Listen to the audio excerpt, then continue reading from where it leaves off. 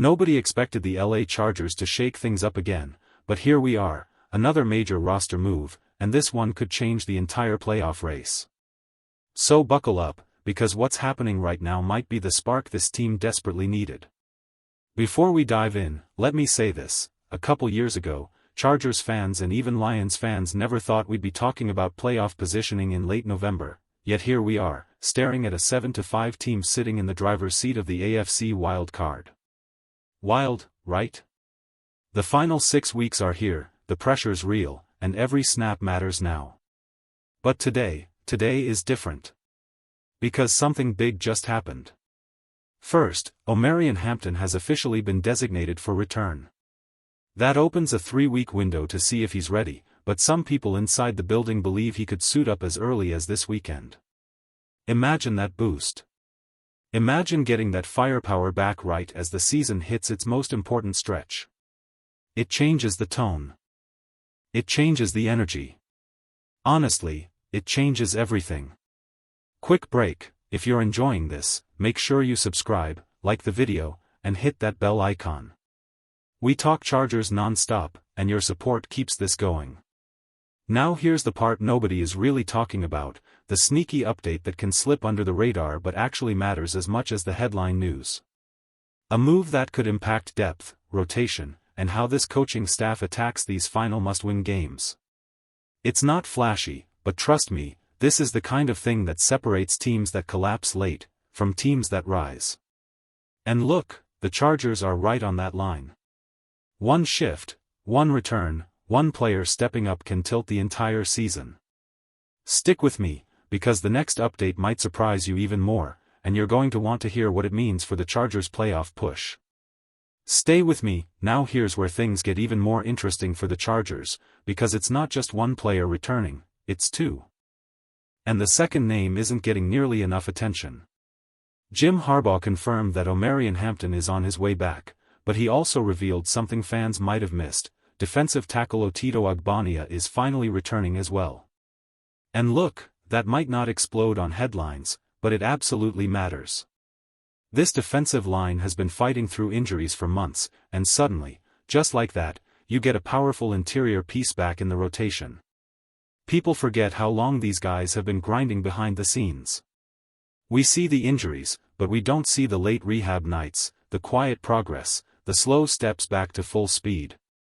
And now, after all that time, the Chargers add a 6 feet 4 inches, 320-pound defensive anchor back into the mix.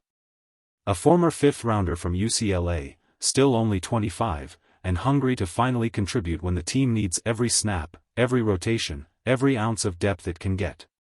And right on time too, because the season is hitting its final stretch. 7-4. Playoff energy rising. Pressure rising even faster.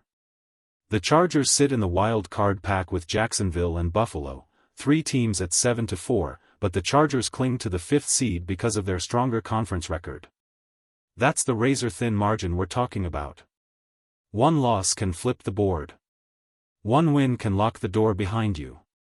Different outlets paint the playoff picture slightly differently. Some see the Chargers at around 60%, some a bit higher, some a bit lower, but the message is the same: this team controls its own destiny.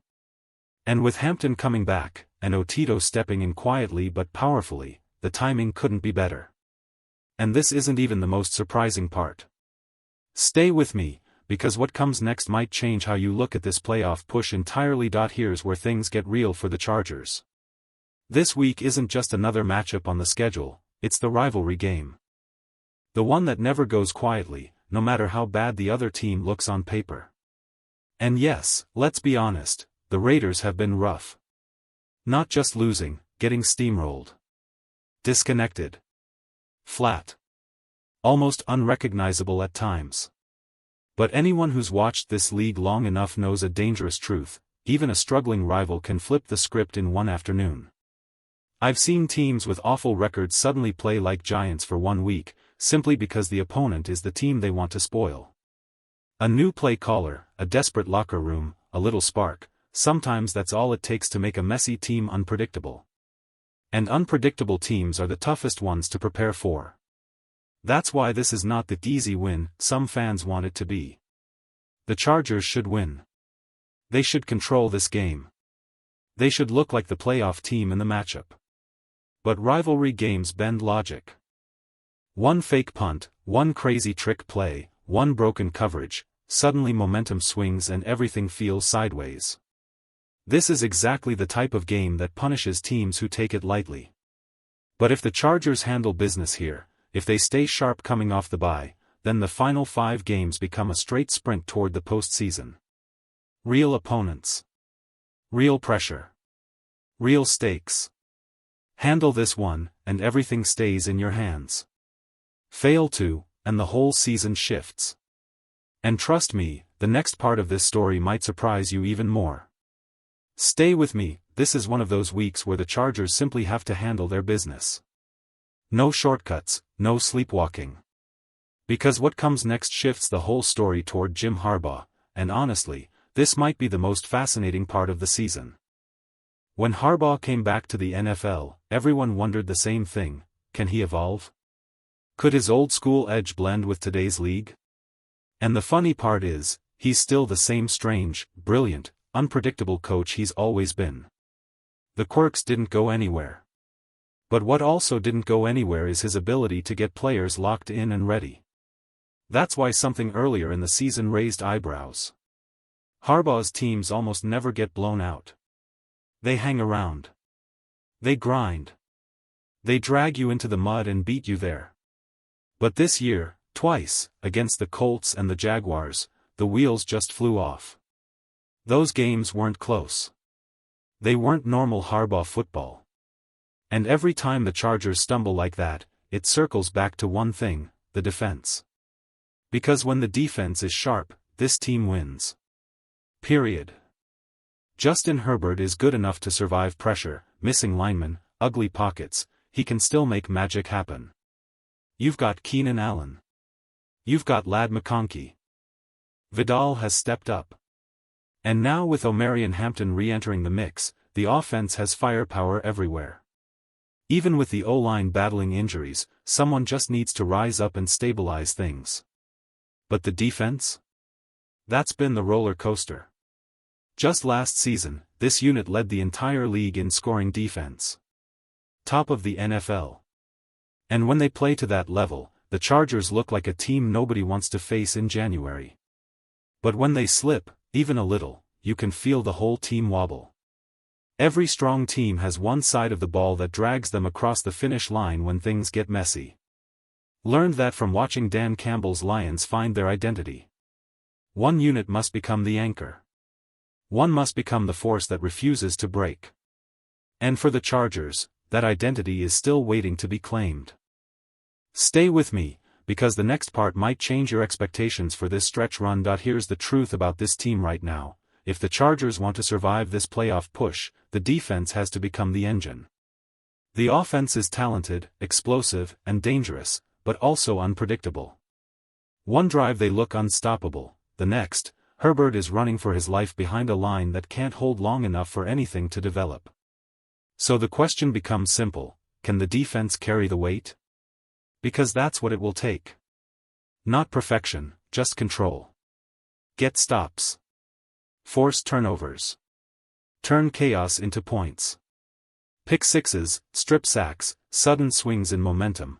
Those are the moments that change games, especially when the offense is fighting through uncertainty. And honestly, football gets overcomplicated all the time. At its core, it's basic: keep the other team out of the end zone. Make them settle for field goals. Bend, don't break. You let a team kick 9 field goals. Fine. You give them 1 touchdown. That's when things start to tilt. If the Chargers can hold the line there, they can hang with anyone. They've got a top-tier quarterback, they've got playmakers, and they've got coaches who can game plan with the best. The frustration with Greg Roman is real, but a lot of that comes from the offensive line collapsing before plays even have a chance to breathe. It's hard to judge a scheme when the foundation is shaking. And that leads to even bigger questions: is this a roster-building problem? Is development failing? Did they miss opportunities in the draft? All of that hangs over them as the season moves forward. But here's the fun part, Chargers fans are built for this roller coaster. Even in the frustration, the excitement stays alive. New setups, new looks, new ideas coming soon. The season is moving fast, the holidays are around the corner, and everything starts feeling louder, heavier, and more important. And just wait, because the next part of this story sets up a major twist in how the Chargers could close out this season. Stay with me. I was thinking the other day about how cool it would be to finally build out a real backdrop, something that actually looks like it belongs to a Chargers channel. You know, helmets, shelves, a little personality. Not the full studio makeover yet, but at least something that feels right. And then someone reached out and said they had extra helmets they could donate. Real ones. Game style. I just sat there thinking, man, that would be incredible. Not just for me, but for everyone who's been watching these videos and saying the background needs a little Chargers energy. It's one of those small things that somehow feels huge. I haven't updated anything yet because life's been flying by, packing, moving, planning, the whole shuffle of trying to get settled while football season is exploding. Every time I think I'm ready to redesign, something else pops up. And suddenly weeks go by. But the idea is stuck in my head now.